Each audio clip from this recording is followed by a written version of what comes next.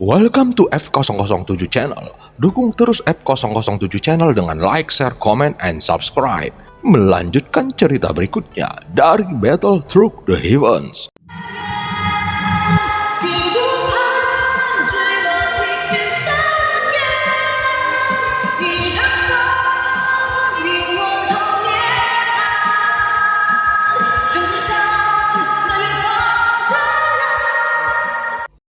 Pada part sebelumnya, setelah meledakkan ribuan Taisu beserta para jenderalnya dengan Angry Buddha Lotus Flame 3 warna, Xiaoyan akhirnya membuat Taisu semakin murka, dan kemudian sesosok ular piton hitam mata satu muncul dengan kecepatan yang sangat cepat, lalu menelan Xiaoyan. Di sisi lain, Jian Xiang yang sangat terkejut dengan adegan itu dan bergegas menghadap permaisuri. Namun sikap permaisuri masih sangat santai dan percaya akan kemampuan Xiaoyan. Setelah semburan dari kelembapan, Xiaoyan merasa seolah-olah dia telah terlempar ke dalam aliran bergolak yang dipenuhi dengan retakan dalam ruang dan waktu, dan dia jatuh ke dalamnya. Saat ini, jejak master jahat di tengah alis belum pulih dan teknik pembentuk kehidupan tidak dapat digunakannya. Artinya, Xiaoyan saat ini hanya memiliki kekuatan dari dirinya sendiri. Untungnya kejatuhan ini tidak membahayakan dirinya sampai suatu kekuatan mendorong Xiaoyan keluar dari kegelapan dan kejatuhan itu berhenti. Xiaoyan bisa merasakan bahwa dia dimuntahkan oleh piton hitam bermata satu dan masih ada lendir yang menjijikkan di tubuhnya. Tetapi dengan pikiran di benak Xiaoyan, api melintas di sekujur tubuhnya dan lendir itu langsung terbakar menjadi abu. Dan saat Xiaoyan mengangkat kepalanya untuk melihat sekeliling, pupil matanya tiba-tiba berkontraksi secara ekstrim. Xiaoyan tersentak, benar-benar terkejut dengan pemandangan di depannya. Melihat sekeliling, Xiaoyan melihat puluhan ribu kantung darah. Penampakan kantung darah itu tidak asing baginya dan dia sangat mengenalnya. Itu adalah kantung darah yang persis sama yang dibiarkan dalam bayang-bayang avatar Taisu. Mampu melihat kehidupan yang dikandung di dalamnya melalui kantung darah yang tembus pandang ini, pemahaman semacam ini telah melanggar aturan. Xiaoyan baru kemudian mengerti mengapa para pejuang Taisu itu tidak memiliki jiwa. Karena mereka semua dikandung dari sini untuk menciptakan tubuh-tubuh ini melalui cara yang luar biasa. Sehingga nomor 3 yang dibangkitkan harusnya seperti ini. Saat Xiaoyan mengamati sekelilingnya, tekanan kuat tiba-tiba menyelimutinya. Dalam sekejap, darah Xiaoyan melonjak, tenggorokannya sakit, dan seteguk darah menyembur keluar. Meskipun dia menahan, sudut mulutnya masih mengeluarkan darah. "Kamu sangat lucu." Sesosok keluar perlahan dari kegelapan dengan rambut perak berkibar, alis pedang, dan mata bintang. Fitur wajah yang tajam dan bersudut terlihat cukup tampan, dan ada gelombang gerakan yang bagus di tubuhnya. Setelah Xiaoyan melihat orang ini, matanya sedikit menyipit. Tapi yang mengejutkan Xiaoyan bukanlah penampilannya yang tampan, tapi dia tidak mengenakan armor dewa palsu, dan dia masih memancarkan aura yang membuatnya merasa tertekan. Dibandingkan dengan Taisu yang dia lihat sebelumnya, dia bisa merasakan perbedaan yang jelas. Kekuatan jiwa di alam membuat Xiaoyan sekilas merasa bahwa orang ini benar-benar memiliki jiwa. Dengan kata lain, dia adalah orang yang benar-benar hidup. Sulit dipercaya. Aku tidak menyangka masih ada orang yang hidup di Taisumu. Xiaoyan tidak bisa menahan diri untuk tidak berseru, dan orang di depannya juga mengerti apa yang dibicarakan oleh Xiaoyan. "Kamu sangat mengenal Taisu?" Orang di depannya bertanya. Xiaoyan melihat sekeliling lalu mengangguk dengan serius. "Sekarang aku tahu lebih banyak. Tidak terbayangkan jika aku tidak melihatnya dengan mata kepalaku sendiri." Melihat puluhan ribu kantung darah memang sangat spektakuler. Sejauh mata memandang, hampir semuanya adalah kantung darah, dan yang dibiarkan di dalamnya bukanlah kehidupan, karena mereka tidak memiliki kesadaran, dan beberapa hanyalah daging dan darah. "Ceritakan padaku, bagaimana kamu melakukannya?" Orang ini mendekati Xiaoyan perlahan. Dia melihat armor dewa palsu Xiaoyan dengan 7 kristal merah. Matanya juga sangat rumit karena pada saat ini dia bisa yakin bahwa Xiaoyan pasti bukan dari Taisu. Justru karena setelah mengkonfirmasi hal ini, ekspresinya lebih rumit. Jika ada pengkhianat di Taisu, akan lebih mudah untuk diselesaikan. Tetapi jika dia bukan orang Taisu dan dapat menggunakan armor dewa palsu dengan bebas dan mengendalikan 4 dewa Taisu, maka dia telah melanggar batasan Taisu. Adapun bagaimana mengendalikan dewa Taisu, dia sepertinya tidak bisa mengetahuinya. Apakah ini bagian dalam raksasa yang terlihat persegi? Wajah Xiaoyan tenang, tidak ada kepanikan saat ini, dan dia bahkan melihat sekeliling untuk mengamati. Jawab pertanyaanku. Sosok itu sedikit tidak sabar. Xiaoyan membuatnya sangat marah. Armor dewa palsu di tubuhku. Xiaoyan menunjuk ke dadanya dan pria di depannya menatap Xiaoyan dengan kejam. Ini rumit. Xiaoyan mengerutkan keningnya. Pria itu juga mengerutkan kening, menatap Xiaoyan dengan serius dan menunggu jawaban dari Xiaoyan. Sederhananya, mereka yang pertama menyerang dan aku membunuh mereka semua secara tidak sengaja. Ini hadiah buatku, jadi aku memakainya, kata Xiaoyan dengan serius. Begitu kata-kata itu jatuh, pria itu melangkah maju dengan ganas, mengulurkan telapak tangannya dan mencengkram leher Xiaoyan dengan ganas. Kamu jelas tahu apa yang aku minta. Jika kamu tidak mau mengatakannya, aku akan mencari jiwamu secara langsung. Setelah berbicara, kekuatan jiwa pria itu menyembur keluar. Pada saat ini, Xiaoyan tidak dapat menggerakkan tubuhnya di bawah tekanan yang kuat. Menghadapi pertanyaan pria itu, sudut mulut Xiaoyan sedikit terangkat, memperlihatkan senyum sarkastik. Ketika kekuatan jiwa pria itu hendak mencari jiwanya, dia menemukan bahwa kekuatan jiwa alam Xiaoyan seperti tangan besar yang menutupi dirinya. Bahkan ketika pria itu mundur, armor dewa palsu langsung muncul di tubuhnya dan dia menatap Xiaoyan dengan mata yang sangat serius. Jiwa alam? Ada apa? Terus mencari jiwa. Aku ingin melihat siapa yang mencari jiwa siapa. Sudut mulut Xiaoyan naik. Meskipun tubuhnya tidak bisa bergerak, kekuatan jiwanya yang kuat tidak terpengaruh. Baru saja, selama pria itu berani mencari jiwanya, Xiaoyan akan berani mencari jiwanya juga sebagai gantinya. Betapa kebetulan, Xiaoyan juga ingin menemukan jiwa seorang pria Taisu. Informasi yang diperoleh dari pencarian jiwa lebih akurat, dan Xiaoyan lebih percaya apa yang diketahui oleh pencarian jiwa daripada apa yang dia dengar darinya. Tapi pria itu jelas tidak akan memberi Xiaoyan kesempatan lagi, dan segera ada kekuatan yang menekan kekuatan jiwa Xiaoyan. Kulit Xiaoyan juga berubah. Situasi saat ini mungkin agak buruk. Dia berpikir telah menghilang begitu lama dan penundaannya sudah cukup. Mengapa permaisuri masih belum muncul? Ini tidak sejalan dengan akal sehat. Apakah permaisuri menyerah pada dirinya sendiri? Tidak.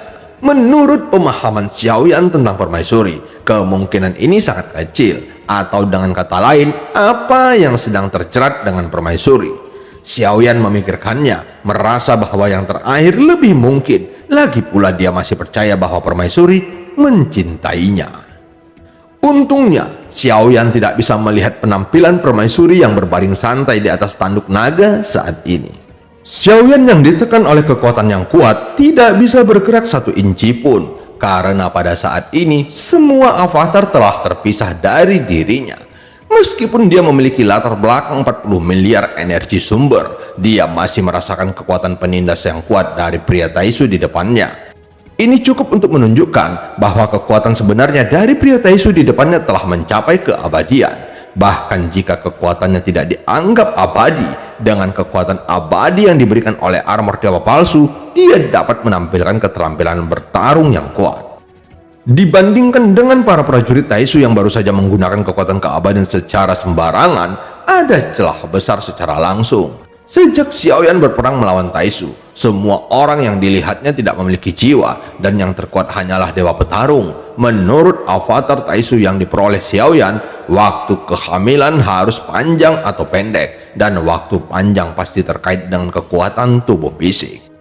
Tapi menilai dari yang sekarang, para pejuang Taisu yang terlihat seperti orang hidup mungkin hanya kesadaran, dan itu masih merupakan kesadaran yang ditetapkan. Seperti obat yang telah disempurnakan, mereka hanya disuling berkali-kali.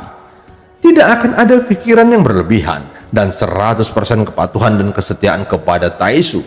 Tapi orang di depannya jelas berbeda. Nomor 2 dan nomor 3 ini hanyalah tubuh dan kesadaran tiruan. Dia adalah pemimpin sebenarnya dari para prajurit Taisu ini. Dapat juga dikatakan bahwa dia adalah satu-satunya orang di kelompok Taisu ini yang memiliki jiwa. Dia telah menangkap Xiaoyan dengan segala cara. Dia tidak ingin berperang seperti ini. Tetapi berbagai perilaku Xiaoyan terus-menerus menyentuh garis bawah Taisu. Setelah dia tidak tahan, dia mengerahkan semua pasukannya untuk menangkap Xiaoyan. Tapi yang tidak dia duga adalah bahwa Xiaoyan benar-benar memiliki metode yang begitu kuat, dan pukulan ini membunuh hampir semua pejuang Taisu terkuat mereka. Dan yang lebih tanpa ampun adalah bahwa selama waktu yang ekstrim ini, Xiaoyan mengambil semua armor dewa palsu yang semakin membuat marah orang di depannya. Kemarahan yang tak tertahan di wajahnya sudah cukup untuk menjelaskannya. Setelah pencarian jiwa pertama tidak berhasil, penindasan yang kuat segera digunakan. Tidak hanya mengendalikan tubuh fisik Xiaoyan sehingga dia tidak bisa bergerak, tetapi juga menghalangi kekuatan jiwanya. Setelah selesai, pria tampan itu perlahan mendekat lagi. Xiaoyan melihat armor dewa palsu miliknya dan akhirnya mendarat di lengannya, di mana itu ada angka nomor 1 yang merupakan pemimpin tertinggi dari Taisu.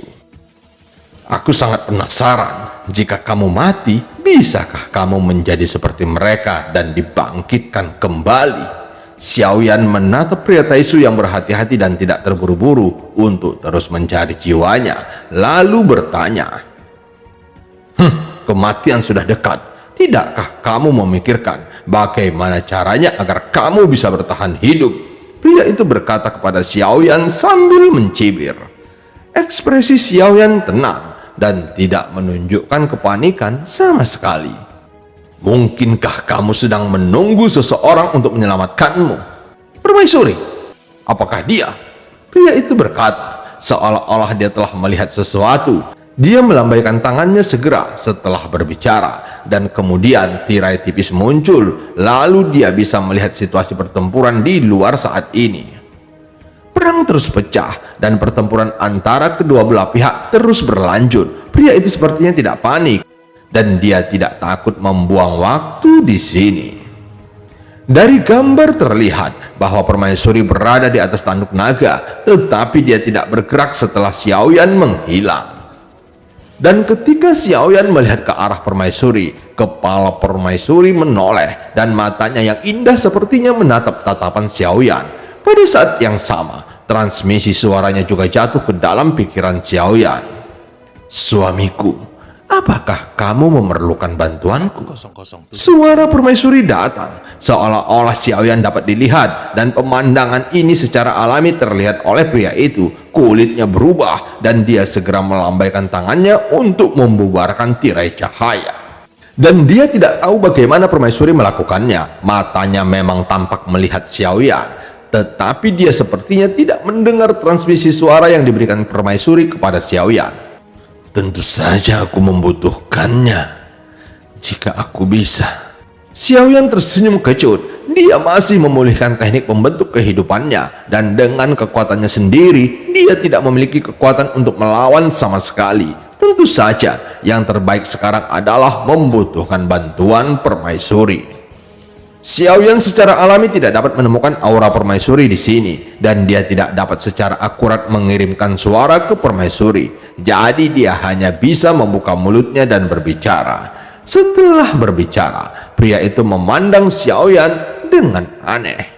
Pria itu mengerutkan kening, merasakan ada sesuatu yang salah. Permaisuri lebih kuat dari yang dia bayangkan. dan dia masih bisa mengirimkan suara ke Xiaoyan di dalam alun-alun Taisu. Tanpa mengucapkan sepatah kata pun, pria itu datang ke Xiaoyan dalam sekejap mata, mengulurkan tangannya dan merentangkan kelima jarinya untuk meraih kepala Xiaoyan secara langsung. Dia berencana untuk segera mencari jiwa Xiaoyan secara paksa. Dampak jiwa yang kuat langsung menyelimuti Xiaoyan, dan kekuatan jiwa alam Xiaoyan secara alami bukanlah seorang vegetarian dan tidak mudah untuk menembus kekuatan jiwa alam Xiaoyan. Kekuatan jiwa kedua belah pihak mulai bertabrakan. Kekuatan jiwa pria Taisu berbeda dengan Xiaoyan. Kekuatan jiwanya tidak berasal dari dirinya sendiri seperti Xiaoyan, tetapi dari sekitarnya. Kekuatan yang kuat itu mulai naik dengan gila-gilaan mengobrak-abrik garis pertahanan yang dibentuk oleh kekuatan jiwa alam Xiaoyan. Warna kulit Xiaoyan berubah. Jika permaisuri tidak muncul, sepertinya jiwanya akan benar-benar terekspos. Aku bisa membantumu, tapi kuharap suamiku bisa lulus ujian ini sendiri. Tepat ketika Xiaoyan bertarung melawan pria Taisu pada saat ini, suara permaisuri datang bersamanya. Wajah Xiaoyan membeku ketika dia mendengar kata-kata itu. Sekarang dia telah melalui pertempuran besar. Bisa dikatakan bahwa dia benar-benar mengandalkan dirinya sendiri saat ini. Terlebih lagi, sekarang dia berada di dalam alun-alun Taisu. Seperti kata pepatah, orang harus menundukkan kepala di bawah atap. Ini adalah rumah para Taisu, dan Xiaoyan tidak memiliki kekuatan untuk melawan sama sekali. Sejak awal perang, permaisuri tidak pernah membantunya. Jadi Xiaoyan sudah tahu bahwa permaisuri tidak akan membantunya, karena permaisuri berharap Xiaoyan bisa mendapatkan sesuatu dari perang ini. Kekuatan jiwa alam terkoyak lapis demi lapis, dan jika ini terus berlanjut, setelah perlindungan jiwa rusak, jiwa akan dicari, dan akhir dari pencarian jiwa secara paksa, bahkan jika Xiaoyan tidak mati, dia mungkin akan menjadi manusia setengah bodoh. Pada saat ini, jantung iblis Xiaoyan sudah mulai berdetak, emosinya terus meningkat dan semangat juangnya meningkat pesat karena permaisuri tidak mau bergerak. Jadi Xiaoyan tidak punya pilihan selain bertarung dalam situasi ini.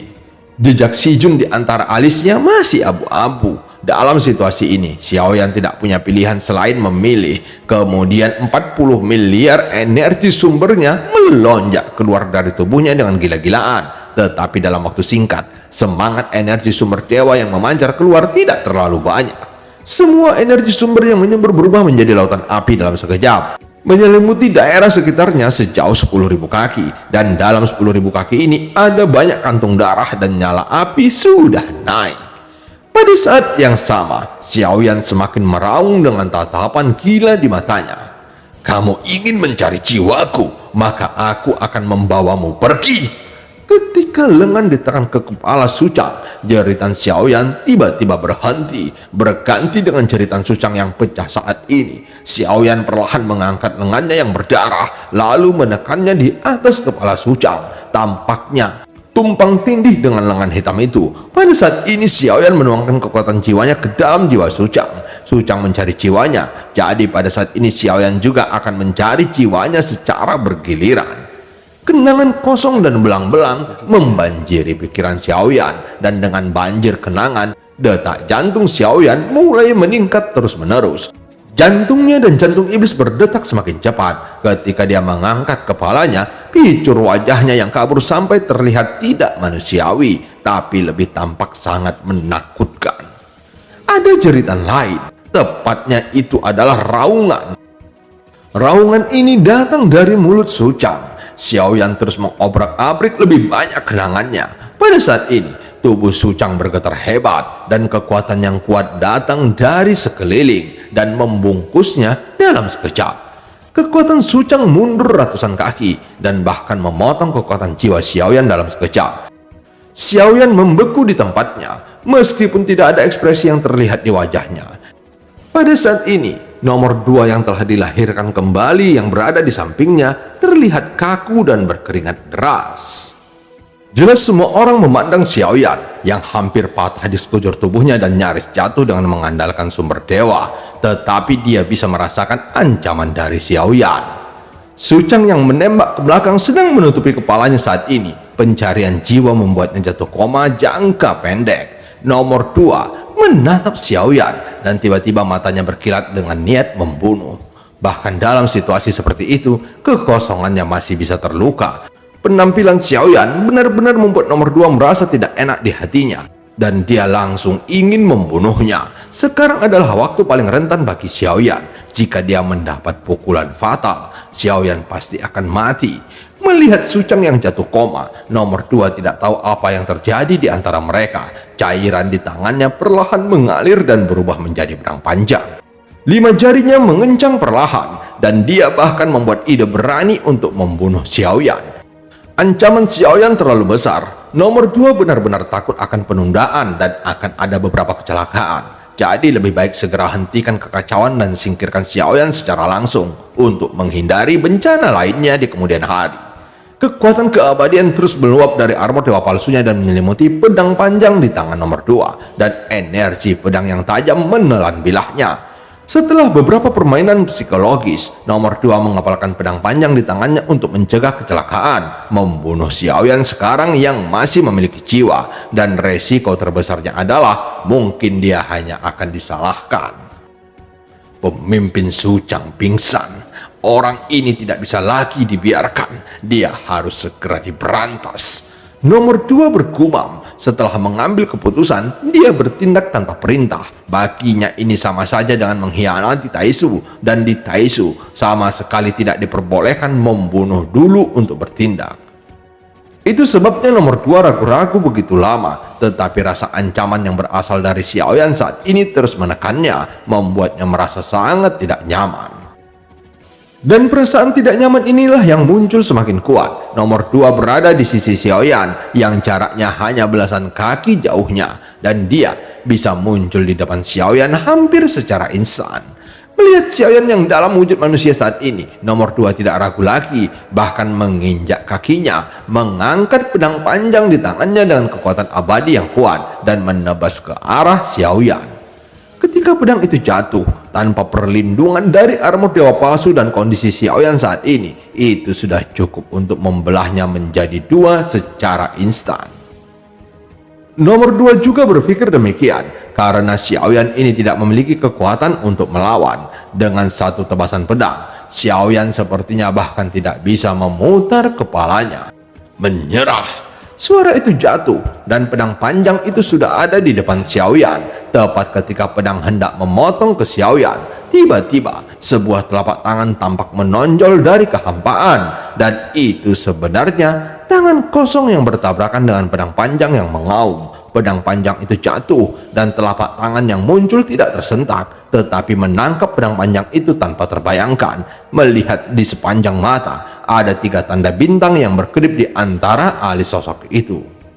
Penampilannya adalah sesuatu yang belum pernah dilihat oleh nomor 2 sebelumnya, dan penampilannya bahkan lebih sulit dipercaya.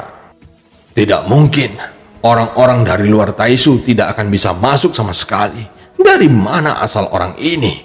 Sosok yang menghalangi pukulan fatal bagi Xiaoyan adalah avatar dari dewa asli dalam pertempuran sebelumnya. Tidak peduli apakah itu avatar dari dewa asli atau avatar dari Yonghe, mereka langsung menyatu dengan tubuh utama Xiaoyan melalui pagoda emas untuk menyelesaikan teknik pembentuk kehidupan.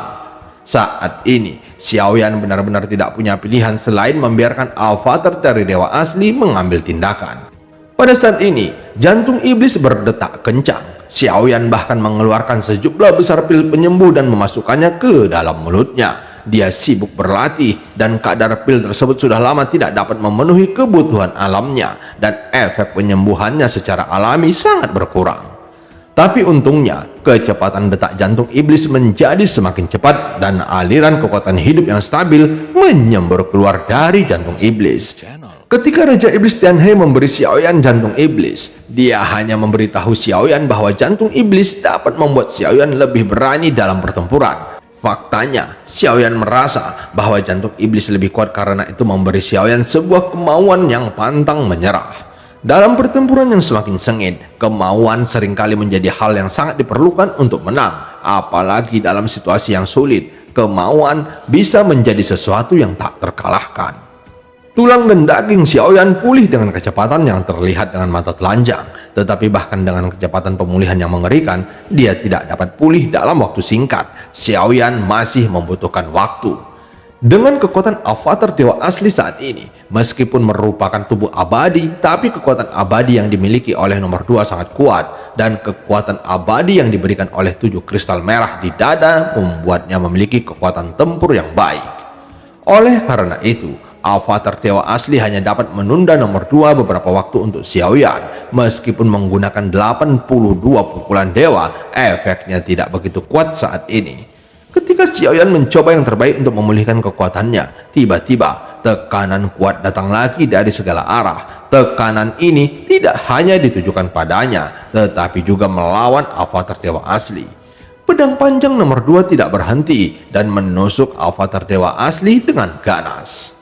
Avatar dewa asli juga tidak dapat bergerak pada saat ini. Pedang panjang nomor 2 menembus dada avatar dewa asli dengan keras. Tetapi ketika ujung pedang panjang itu akan menembus, itu berhenti tiba-tiba.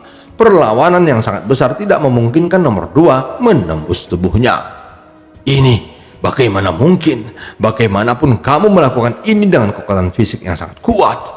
Nomor 2 terkejut di dalam hatinya, dan ketika dia menarik kembali pedang panjangnya, dia segera menjaga jarak dari avatar dewa asli. Aku khawatir kekuatan orang ini tidak buruk. Dia tidak hanya kuat secara fisik, tetapi dia mungkin setidaknya orang kuat di atas langkah ke-6.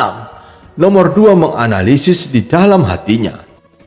Hanya suara teredam yang datang dari kejauhan. Su Chang yang terbangun dari koma terus datang dan menunjuk Xiaoyan yang tidak bisa bergerak. Terlihat dia mendekati Xiaoyan dalam sekejap. Telapak tangannya tiba-tiba terulur dan kelima jarinya tiba-tiba membentuk cakar dan meraih jantung Xiaoyan.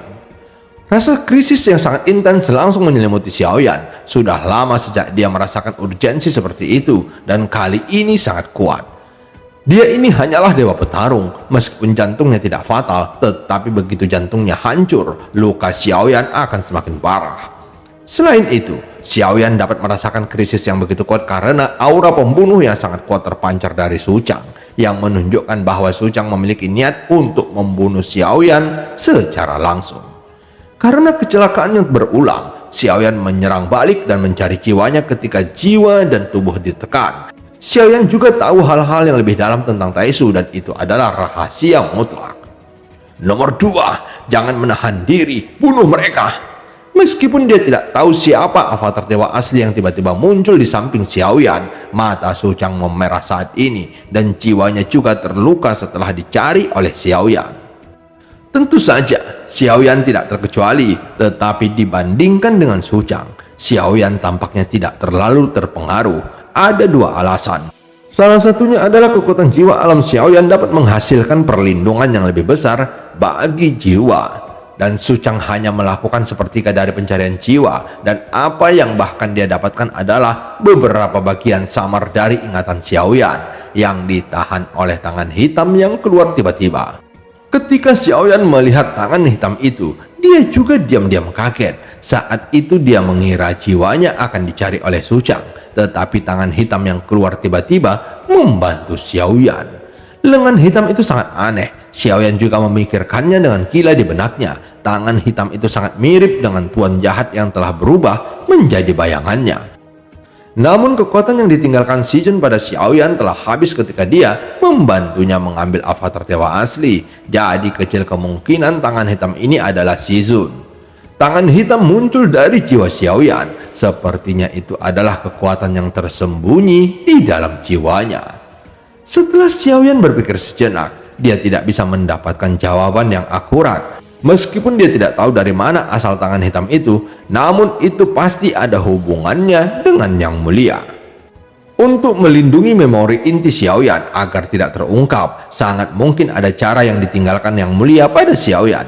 Adapun kapan itu ditinggalkan, sepertinya bahkan Xiaoyan juga tidak mengetahuinya. Su Chang tidak mendapatkan informasi yang berguna saat mencari jiwanya. Sebaliknya, Xiaoyan mengambil kesempatan untuk mencari jiwa Su Chang dan mendapat beberapa informasi yang mengejutkannya. Sehingga setelah Xiaoyan mencari jiwanya, dia memancarkan kekuatan yang sangat kuat, dan kekuatan itu juga membuat nomor 2 merasa kaget.